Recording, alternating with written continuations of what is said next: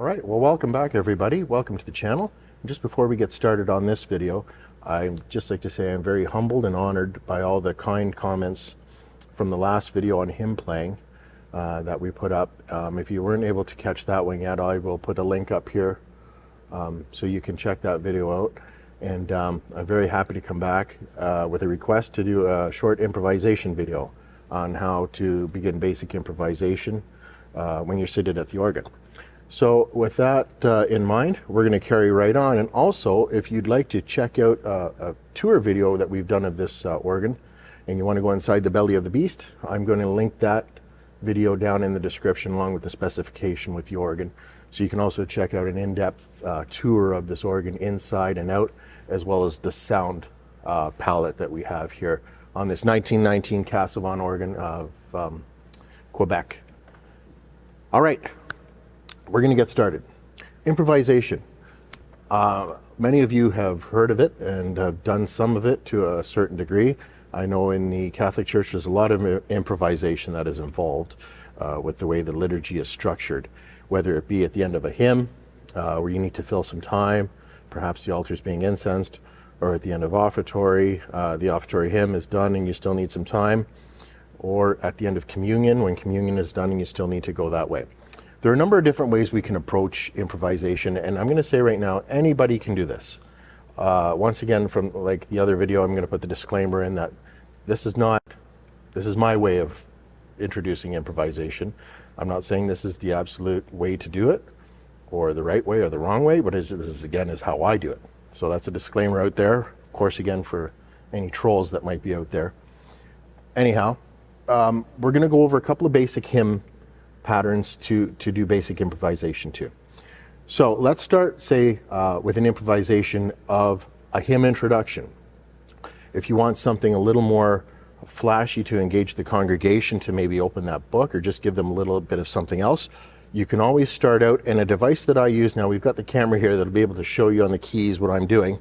But if we take a basic registration to start an intro, and say it's Easter Sunday, Jesus Christ is risen today, Easter hymn, we're going to start that off. Normally it's written in the key of C in most hymn books, but a device that I sometimes use, maybe I overuse it, I don't know, but I would start that in the key of D flat major with the pedal point on the dominant, the A flat, for the first theme, and then it will come down to the G as the dominant and then take it into C. It just kind of sounds a little bit cool. It sounds a little bit something like this if you were going to try it out.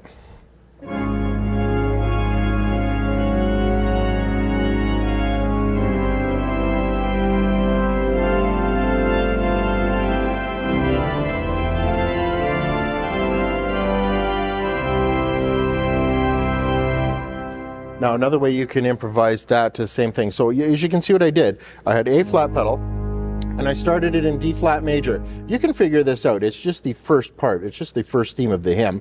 And then just bring it down to G and then follow the score from there. But it's not all that hard. So if we take it actually and we use a little bit of a majestic trumpet sound to introduce it for the first in D flat, and then we come down to the bottom manual without the trumpet, here's the effect that it kind of creates. It's kind of neat actually.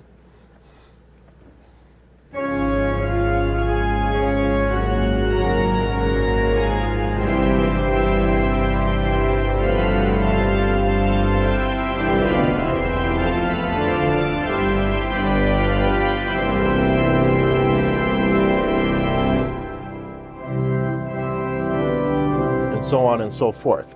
Then you get into the hymn. That's one way of introducing a hymn with a little bit of an improvisation in there. It sounds kind of cool. It might be a little bit cheesy to some, but it just enhances a little bit more of, wow, a little bit of excitement, here we go kind of thing. So we get the hymn done, the priest is up there, there's no more verses left, and it's like, oh, there's incensing going on, and we still have to play. We have to do something. So if you get to the end of the hymn and you're kind of wound up on the last verse,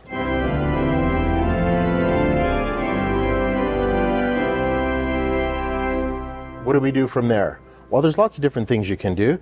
I would suggest you take the score, and if your score has the chords written in or something like that, or you're familiar with the chord pattern, just improvise something, even if you're just playing chords that just match up to what the hymn is in. I firmly believe that number one, you have to be sensitive when you're improvising to what part of the Mass or the service that you're in. So if it's after the opening hymn, it's still kind of uplifting. But if it's after communion, it's not boisterous and big like the end of the opening hymn sort of thing. So there's two different things. You have to be sensitive to the time of the Mass when you're actually starting to improvise. So if I was at the end of the Easter hymn and we've got everything, and the organ's pretty wound out and we're getting up there,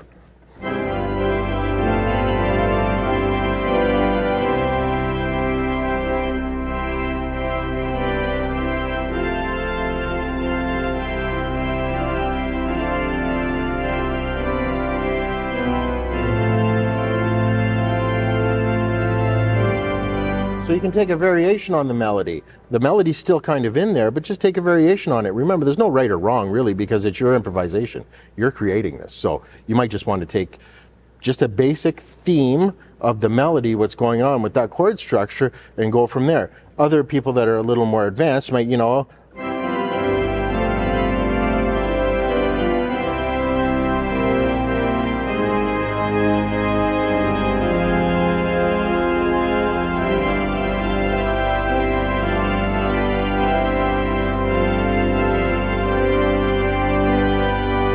can take it down a little quieter if you want to, a different manual.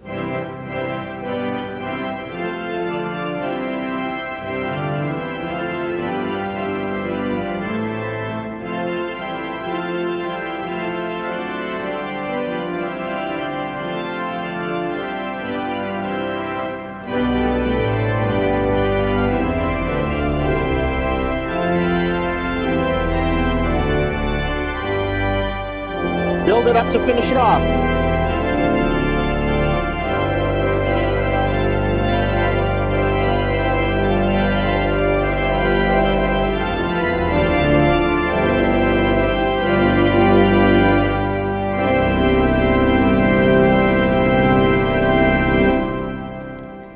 Now, of course, that has to be rehearsed. You have to rehearse this through the week and kind of get it into your head. You don't necessarily have to write it down on score paper or anything like that, but at least have that pattern in your head or have it written down somewhere that you know where to go with that to create that sort of thing. And as I say, just start off gentle. Just with a chord pattern, with a variation of the melody. Some people play out the tenor line just for fun. There's no real right or wrong, like I say. You're just trying to create moving music until the priest is ready to begin the Mass at the chair once everything is done. So that, of course, is a big one. Wind it up. If you're just kind of getting to the end and you're getting ready for your big ending cadence, the priest will wait. He'll wait till you wind it up. But just have a plan in mind and have a direction in mind of where you're going with that so you can wrap that up when it's time to wrap that up. So moving on from that, say we're at the offertory or something like that. Perhaps we're doing the Crimond tune. 5 verses, great. If you have a bigger church like this, sometimes the collection takes a little longer, offertory takes a little longer, the gifts being brought forward, different things like that. So, say we get to the end of the Crimond.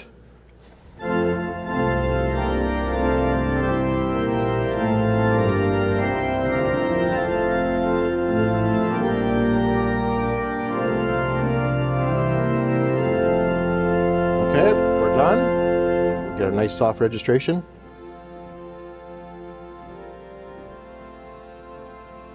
Same thing with the chords, just use the chords that are written there.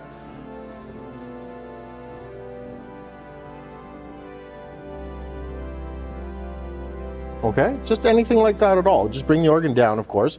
You don't want too loud. Now, if it's a high Mass and they're incensing and then they come out to incense the people, I would have it kind of brought down, and then as he's getting close to coming out to incense the congregation, I start to bring it up. Crescendo pedal is very good for that. You can, we'll get to that in a second though.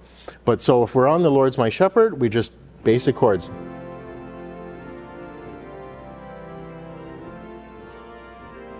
And of course, again, this has to be rehearsed. You have to go through this through the week to get this all set up. If any more advanced players out there, you may want to use a bit of a solo type thing and maybe improvise in the style of Mozart. You never know.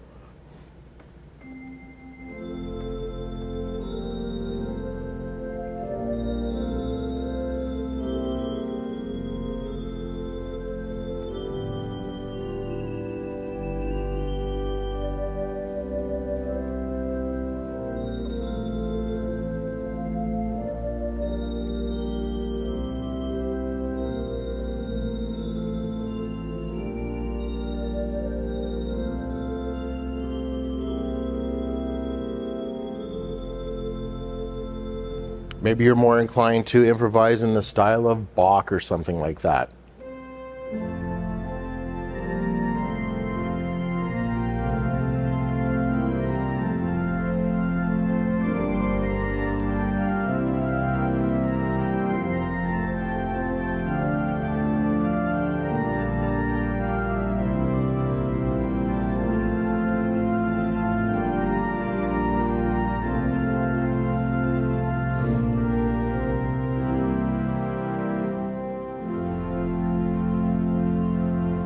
Or if you want to take it really simple, just take a simple soft little flute from the SWELL or somewhere like that, and just the softest pedal that you might have, and just make, even with 2 fingers, a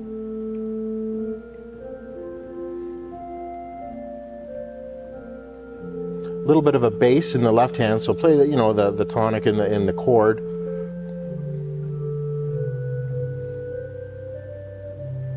It's still improvising. You can just use 2 fingers.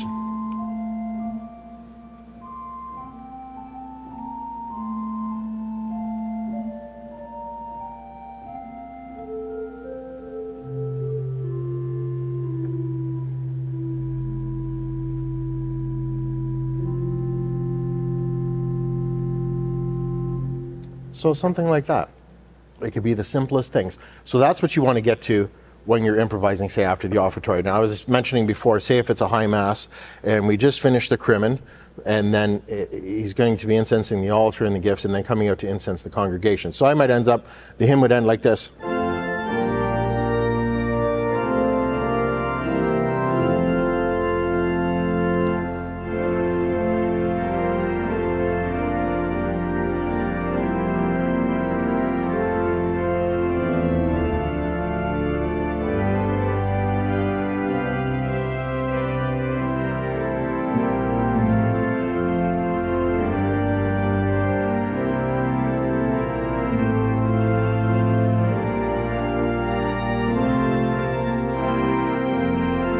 So now they're coming out.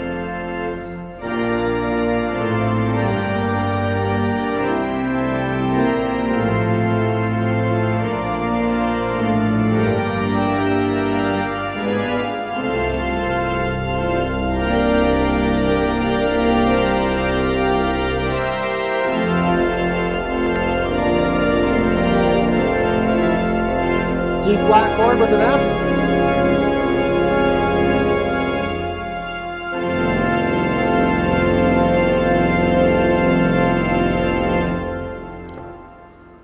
Little devices sometimes, like adding, if you're in the key of F and you add a D flat at the end as part of your cadence to end it off. Once again, some people might think it's cheese, but to the congregation, it becomes very effective when you throw in little devices like that.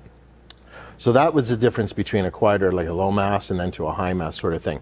Now, let's take an actual hymn, something like Tante Marigot, that you made just as a basic hymn. Everybody knows that. This new St. Thomas tune. So here's a way that you can actually solo out an improvisation just using the most simple, we'll do it in the key of D major. You can do it in any, whatever key the hymn is in that you have. So what I'm going to draw here is I'm going to draw the celestes, the strings from the SWELL, and I'm going to just use, I'll actually use the French horn in the choir. So we're going to have just the softest pedal, the Gadact is very soft. We're going to take the SWELL right down with the strings. We've got the French horn in the choir. We're going to go about half blocks with that. So here's something that you can do at communion time. Very meditative. Remember, time and place for what kind of improvisation you're doing. So we are there. I'm going to start in D major. I'm going to roll the chord on. I'm going to make it into a 9 chord. So here we go. D, E, there's the 9th, 3rd. Now we're bringing the soft pedal, low D. Now we're going to try the melody, okay? Just very basic chord. I'm on a D chord. I'm not doing anything fancy.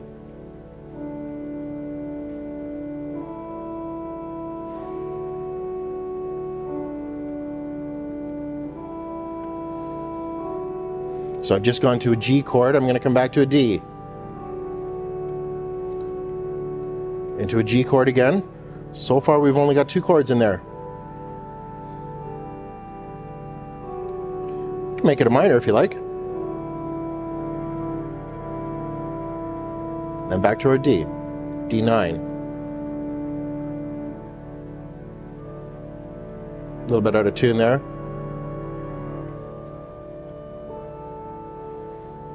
Sorry about the tuning. Seasonal transition. So just so far back, D and G are the only chords. Back to a G now.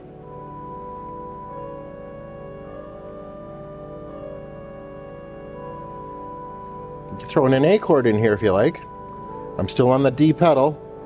Meditative, contemplative. Finish it off.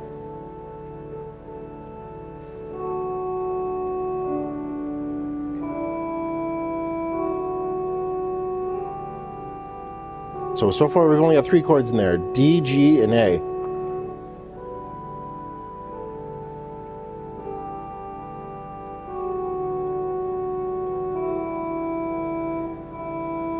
And then back to our D9. So what did we do? We used the melody that was in the hymn, but we simplified the accompaniment down, the harmony, just to a basic D9 chord, A chord, G chord, and that's it, and back to that. That you can use that D9, that simple little Celeste thing becomes a very nice, let me get that back here, such a nice, you've got that underneath everything, you can put anything you like over top. We can put the clarinet instead and see how that sounds. It's the same, you know.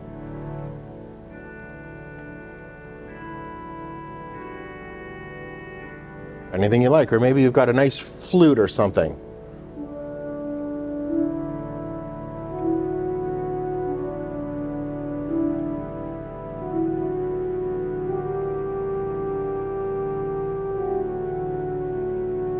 It works with any kind of nice stop that you might have as a solo in there. So that's just totally fine with that. That is a basic way to do it. What else can we do? Well, sometimes you may want to move the melody to the pedal or something if you've got an interesting pedal stop or something like that. Here it's not great unless we bring something down to the pedal, but say we're doing a string motif. We got the strings on. So here's all the strings that we have, 6 stops. And we do have a nice cello in the pedal. So maybe I want to bring the cello on. So maybe we're going to do a melody in the pedal. So I'm going to bring the manuals down, the box is closed, and the pedal has got the cello on, which is a decent pressure. And then now we can do the melody in the pedal.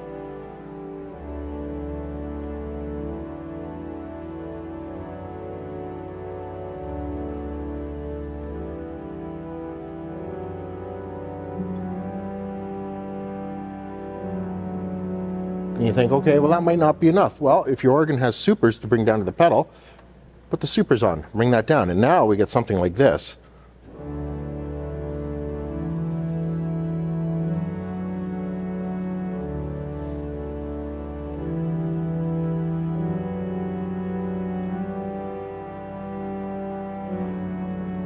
A little bit much on this organ, so I'm going to take those supers off.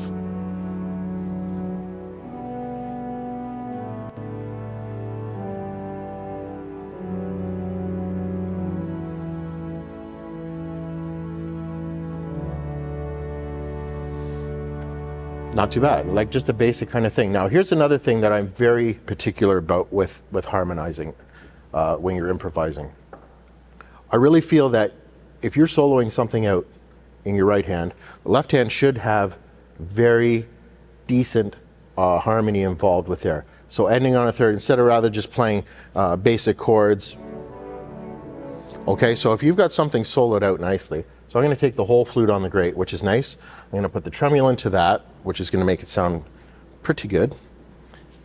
And we're just going to solo, we'll keep working with the Tantamergo there. So just from the halfway through.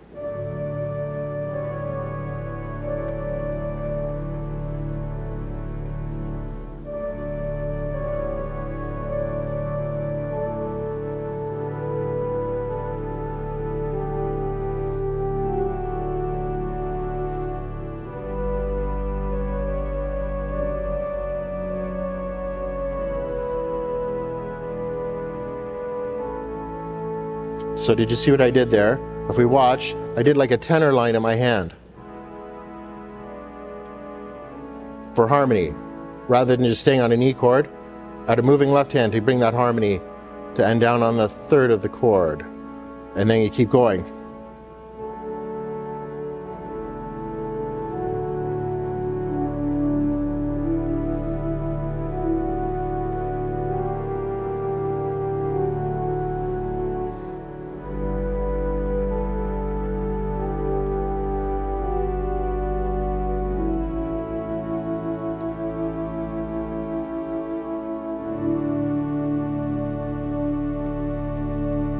So hopefully you saw that in the overhead camera where I just, it's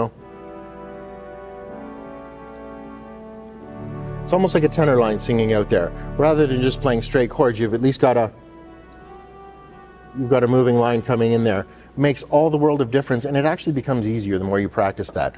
Putting in a nice harmony underneath of what you're playing with your right hand.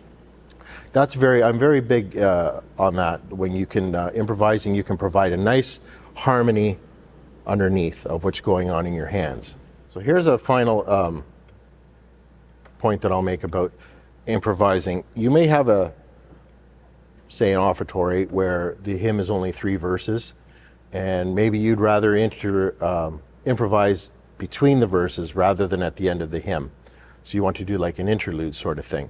And you can also do interludes during the actual hymn itself that's incorporated in the hymn, just to add a little more spice it up a little bit. So we'll take Church as One Foundation as an example, and what I'm going to do is I'll improvise an interlude, and then I will also improvise little things in the middle of the hymn just to keep it flowing, like we mentioned in the previous video, to keep the hymn moving pieces, especially with the feet, really helps with the bass. They can feel where the rhythm is going with the hymn. So here we go. Church as One Foundation, improvised parts in the middle and improvised interludes in the middle.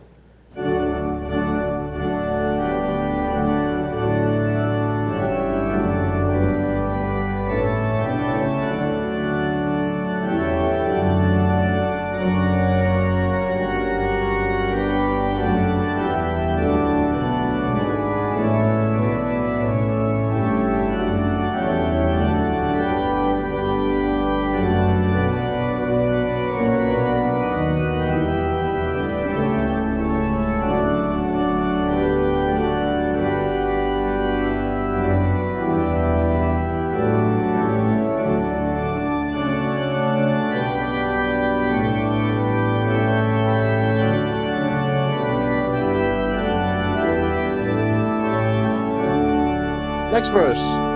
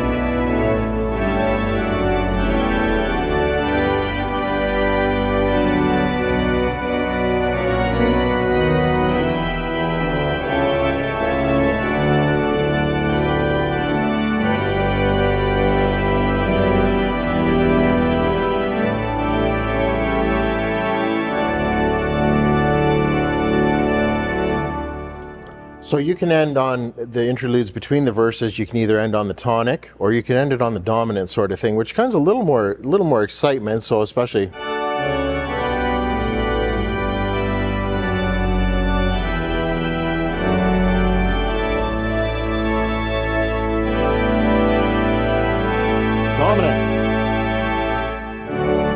then you lead into it like that. That's another way to do it too. And all this can be practiced through the week. You can adapt it for other hymns. There are resources that you can buy out there, like I mentioned last time, the 100 Last Verses, which is good for alternate harmonies in the hymns, which might give you some other ideas for moving parts in the hymns, like I did with the Church as One Foundation with the pedal moving, you know, coming down like that sort of thing. That's a great resource tool that you should always have around anyways, and the book is still available. So things like that can give you ideas.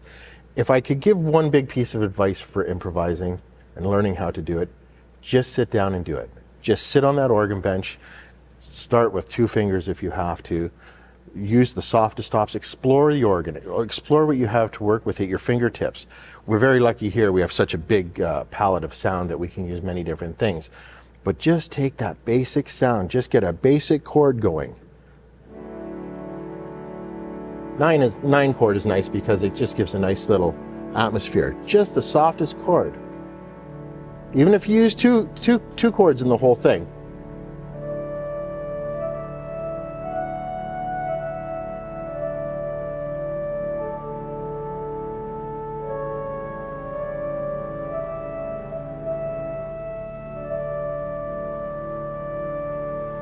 You don't need to be anything fancy like that, because improvising like that, especially at a quieter time, it's just contemplative, meditative, soft, underlying. There's nothing worse than no music happening as a priest is still finishing off offertory or incensing during offertory or anything like that. It's worse to play nothing than to play something. So you need to get on and just practice, get a basic chord going, play a variation of the hymn, all those things that I mentioned. Just break it down, and this all can be done through the week. And then the more you do it, the easier it actually becomes to improvise something, especially like say if you're in the Catholic Church and you've got a lot of things going on. There's lots of service music to start with, and there's lots of opportunities that you probably need to improvise. But for goodness sakes, don't just stop playing at the end of a hymn if there's still something going on down the front, because there's lots and lots of opportunity for you to work on. And like I say, you make a mistake, it's no big deal. It's your own composition, you're improvising. So as long as it's not terribly, like, you know, out of line sort of thing, but most people are just appreciate that you're even trying, and especially your priest will really appreciate not having dead silence as he's going around incensing the altar, or they're coming out to incense the congregation, or the hymn is over and they're still kind of going up the aisle, getting into place on the altar. Nothing worse than that. So keep playing. Even if you go back and play an instrumental verse just with no singing and build up the hymn with the stops and have a nice big ending, that is so much better than just stopping and playing nothing. So that's the best way to start. Sit on the bench, turn the organ on, pick some nice soft stops, and get experimenting. Doesn't have to be fancy. 2 chords, 3 chords at the most. That's all you need to really get rolling, and keep it slow and steady for meditative, and keep it the same tempo and cadence of what the hymn was, say, at the end of the opening hymn. You want to keep that same rhythm kind of moving along. Just to take a really silly example, if we had Jesu Joy or something like that in 6/8, 9/8, whatever.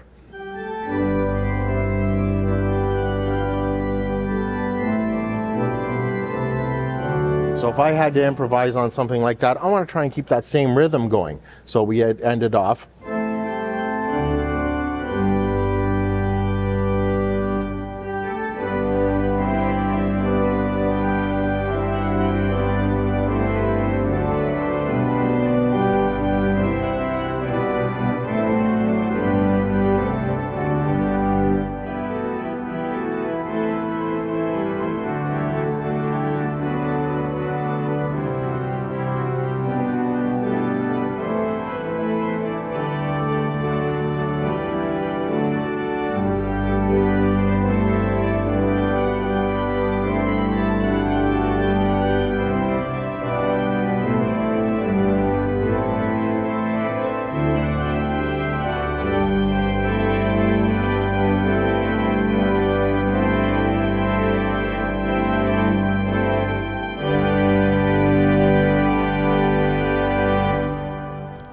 Kind of critical, I think, to keep the same movement, the same rhythm, the same cadence of what you just played going in an improvisation.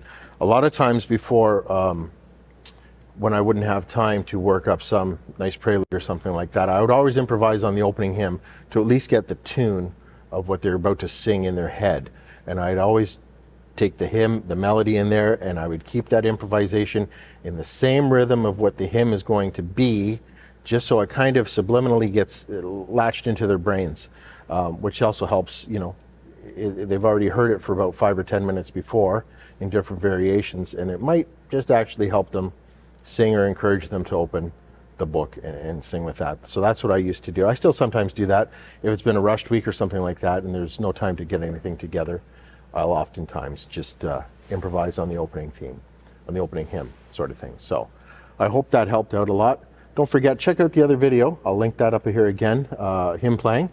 And I've got another video coming up. We had another subscriber ask for a request of working with cantors.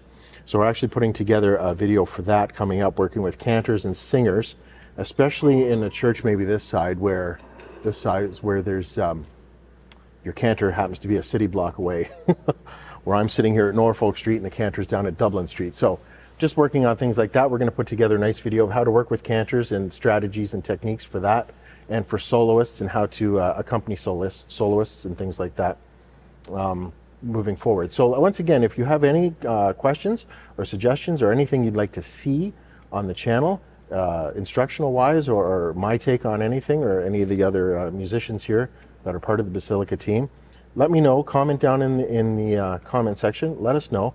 It's been very, very helpful to get so much feedback from all you folks checking out the videos. And once again, I say I'm very humbled by all the goodwill and positive feedback and comments that we receive. So please like, subscribe, share, and we look forward to seeing you in the next video. Thank you so much for watching.